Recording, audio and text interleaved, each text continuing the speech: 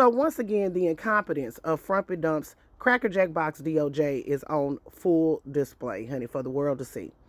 Frumpy Dump's newly appointed Crackerjack Box U.S. Attorney Lindsay Halligan, the one that secured the penny ante indictments against Attorney General Letitia James and James Comey, had a conversation, a signal chat conversation, they just can't leave Signal alone, with a reporter in which she was criticizing her for her reporting on the indictments of Attorney General Letitia James.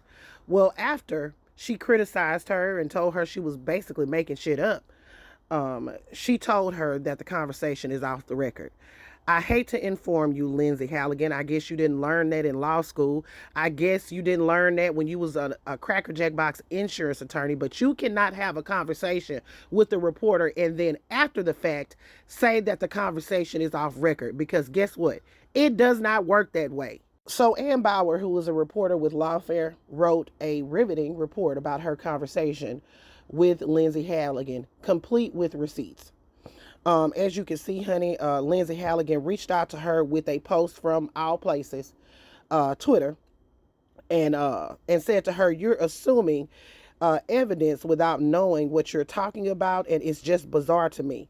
If you have any questions before you report, feel free to reach out to me, but jumping to conclusions does your credibility no good." And Bauer says, "Look, I think I made it clear that my post was based on the New York Times report, not my own reporting. Did they get something wrong?"